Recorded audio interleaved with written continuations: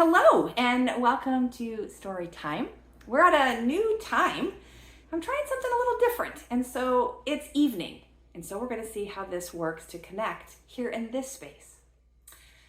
But what we're talking about today is the story of Ganesha. And in Hindu mythology, Ganesha is one of the most beloved and widely worshipped deities, revered as the remover of obstacles, the patron of arts and sciences, and the god of beginnings. He's the son of goddess Parvati, the goddess of power and devotion, and Lord Shiva, the god of destruction and transformation. Now, we heard their story in our previous two Storytime episodes. However, Ganesha's origin story might feel a little like a daytime talk show where the father is surprised to learn he has a child. So today, I'm going to share part 1 of 3 of Ganesha's story. This is his origin story. And it makes me pause to consider our origin stories. Where did you come from? So Ganesha eventually comes to have an elephant head. That will be our second episode. And then finally, he becomes so beloved as the remover of obstacles that he is worshipped world round.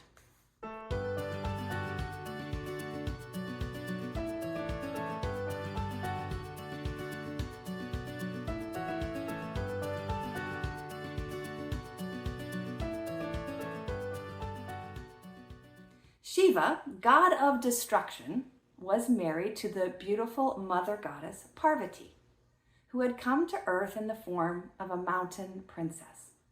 Shiva loved his wife deeply and passionately, but he cared nothing for the schedules or dress codes or manners of a royal household. Clad in a tiger skin with live serpents coiled around his waist and shoulders, a crescent moon on his brow, a long matted hair down his back, Shiva roamed the wilderness for weeks at a time with no one but the animals for company. In spite of his unruly ways, Parvati loved Shiva just the way he was. The only time she protested his behavior was when he arrived in her private chambers without warning and interrupted her bath. But one afternoon, Parvati lay soaking in a warm tub. Shiva had been gone for weeks. Attempting to relax, Parvati wondered when she would see him next. Maybe he will burst through the door right now, right here, while I'm bathing. And the thought of him barging in so rudely troubled Parvati and made it difficult for her to relax. But, she thought, I know how to solve this problem. I'll make myself a little figure of a boy to guard the door. She hopped out of the tub, imagine that, and found some sandalwood paste. It's a kind of clay. And then with her fingers, she fashioned a head and a cute button nose and 2 big eyes. Working quickly, she created sturdy legs and arms. And the figurine looked quite lifelike. She took a breath and she blew life into it. Suddenly, a little boy sprang forth, as strong and handsome as could be. He jumped lightly to the floor and turned to face her. Mother! Oh, dear mother, now that I am here, what would you have me do? What can I do for you? Dear son, I ask you just stand at the palace door while I finish my bath, and do not let anyone in. She gave him a slender wand to hold. Here, she said with a smile, just wave this at anyone who tries to enter. So now we've got this young boy who's dutifully honoring his mother's wish, and he's been tooled with a wand. The little boy was so proud and so pleased. He had no idea that Parvati was a goddess or that the stick in his hand was magic. He was just happy to march back and forth in front of the palace, waving his wand like a baton. I can see him kind of marching, perhaps. But he was prepared to stop anyone who tried to disturb his newfound mother. And so, when Shiva, true to form, strode up to the palace, he found a sturdy youngster with a strong voice and determined eyes barring his way. "Entry denied, sir," said the boy. And Shiva was puzzled. Shiva found that he couldn't take a single step forward. There was some strange and powerful force holding him back. Who was this child? And why was he, Lord Shiva, god of destruction, experiencing such difficulty getting past him? Can you just see him on the stage of some morning talk show and "You are the father"? That's yet to come. So, as usual though, Shiva was in a hurry to return to the forest. So he asked his pet bull, Nandi, to investigate for him. Now the bull is backed up by Shiva's helpers, a band of ruffians. And I don't know how to say this word, but the Shivaganas, the group of ruffians, right? So the bull is backed up by this band of supporters, and he's got his long horns and he's prepared to attack. But the brave little boy, he waves his wand once, twice, 3 times, and before they know it, Nandi and his cohorts, the entire troop, are in full retreat. They were mortified. This was the very first time anyone had dared stand up to them. And worse yet, they had been defeated by a pudgy little boy. They found Shiva walking in the forest. "I'm sorry, Lord Shiva," Nandi said, hanging his great head in shame. "The boy just waved his wand. We could not go forward. It must have been very powerful magic." Now, disappointing a god was not anything that you wanted to happen. There was severe punishment. But far away, the sage Narada, an amazing and wise spirit who traveled between heaven and earth and the netherworlds below, he heard every word. See, Narada kept careful watch on all goings on in the universe, and he could carry news of events and problems at the speed of light. The way he shared the news made everyone pay attention. When Narada got involved, you could be sure that things would start to really happen. So, when he saw the boy drive all intruders from Parvati's door, Narada flew straight off to the heavenly places of Brahma and Vishnu. This is now Narada's story. "This child has effortlessly turned away Shiva, his fearsome bull, Nandi, and a battalion of the invincible Shivaganas," however you say that word. Now, Narada was not one to mince words. "Watch out. What if this little boy grows stronger and stronger? He might turn you all out of heaven. The whole world will be in turmoil. He could turn the entire universe upside down. You, gods, must act now."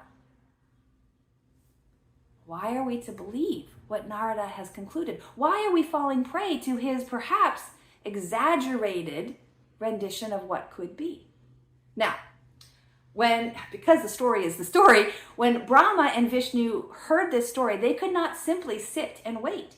They decided to consult with Shiva himself. And Shiva was happy to accept their help. Because children in India are taught to respect their elders and politely do whatever is asked of them, the 3 gods decided that Brahma should disguise himself as an old professor with a long beard and scholarly robes. He would go to the door where the boy stood guard and try to reason with him. Surely the child would step aside for a kind old teacher. "My dear young man," said Brahma, You must put down the wand and let me through at once. Don't be silly now. I can see that you are a well-behaved, smart little boy. Surely you know enough to obey your elders. There's no reason to stand here driving people away. No one will hurt you. Do you have any red flags going off with that? Brahma prattled on and on. He was sweet-talking and gently chiding the boy. But Parvati's son was not to be distracted from his duty. He was committed to Parvati, his mother. He pounced on the old professor. I obey only my mother. My mother told me to stand here and to not let anyone through. He pulled roughly on Brahman's beard. Entry denied, sir, he said. Now, when Brahman reported back to Shiva and Vishnu, Shiva decided that it was time to get tougher with this boy. I don't know if that ever happened in your household, but I can remember my dad saying, well, if that didn't work, I'll show you. I'll give you something to cry about, right? So they decided to summon Indira, the Lord of the skies, and he and his elephant vehicle moved like the wind. And then he also wanted to enlist his own son, Skanda or Karthikeya. He commands Indira's army. No one can defeat him. You'll see, Shiva said with confidence. The boy will soon be gone, sent back to wherever he came from. So the great army gathered. Karthikeya, with a huge arsenal of weapons, rode up on his impressive vehicle, a large and beautiful peacock. Indra, the king of the lesser gods, arrived astride his gigantic white elephant. Indra's weapons were nothing less than the tempests themselves: thunder, lightning, rain, and hail. The air crackled with 1,000 gathering storms. On one side of heaven, the gods nodded in approval. They were excited about this pending battle. But Parvati, she was furious. Here was a horde of ruthless, adult, and God-driven soldiers, aided by the force of hurricanes, amassed against her beloved son, who faced them with only a slender wand and the strength of his courage and determination. She cried, "This is an injustice." Now remember, Parvati is a goddess, and she could take the form of anything she wished. And so when she saw what was happening, she changed herself into the fierce Navdurga. Now, Navdurga is a goddess, a frightening goddess, who could multiply her body over and over again into essentially 9 different entities. And it is Navdurga's job to protect and defend those in need. She's never lost a battle. So thus transformed, Parvati as Navdurga includes Ma Durga and her 9 avatars, rushed to the boy's aid on the back of a fearsome tiger, shooting arrows and throwing curved daggers while the boy brandished his little wand at the oncoming forces. Now, with her support, the little boy won easily. The soldiers fled in terror. Even the wind and the thunderheads blew away. But now the gods were really concerned. Narada's words were coming true. Never before had the gods and goddesses battled each other with such bitterness and anger. Perhaps there was a little ego invested in this battle. Now, this boy had proved to be more troublesome and more powerful than the gods could handle. So they decided to get rid of him. And that concludes part 1 of Ganesha's story. The story of Ganesha, the beloved Hindu deity with the head, eventually, of an elephant, holds profound significance for modern-day yogis on several levels. And I'll get to those next time in Coach's Chat. But what if we were to revamp this story with a more modern day twist, would the lessons and relevance hold up today? Sure. So here's a little retelling of the myth of Ganesha with a modern twist. So first, when Shiva returned only to be stopped by Ganesha at the door, not recognizing him, a fierce battle ensued between the two. In the modern version, let's imagine that this is a clash between an old school security system and a new one, or perhaps simply the miscommunication between generations. Grandpa and the young ones. Shiva and his outdated password and security, his language, his credentials, his education, couldn't gain access, while Ganesha, representing the latest and the most advanced security technology, simply refused to let him in. You're not wanted here. You're not invited here. To be rejected. Now, like in the original version, the battle escalated, and Shiva, in a fit of rage, severs, this will come, Ganesha's head. But realizing his mistake upon seeing Parvati's grief, he promises to bring Ganesha back to life. Now, again, in a modern twist, this could be likened to a tech glitch, or an era where Shiva has to restore, or has to find a way to restore the system. It makes me think of the Matrix, when there's the glitch in the system and you see the cat twice or whatever it is in there, and that reset. Like, what if this is that, what do you call that when you've got that double memory, or you think like it's happening again? Deja vu, right? So it's a deja vu that might be giving us a reset on the system, right? So Shiva's fix involves putting an elephant head, and we'll hear this story next time, on Ganesha's body and bringing him back to life. This could be imagined as a software update, that fix, where Shiva combines the old and the new systems to create a better, more advanced version of security or of just functioning. And that's represented by Ganesha with his new elephant head. But in the end, Ganesha becomes not only the guardian of the palace, but also a symbol of innovation, adaptability, and the fusion of tradition with modernity. So, what are the takeaways? I think that there's two primary takeaways for me.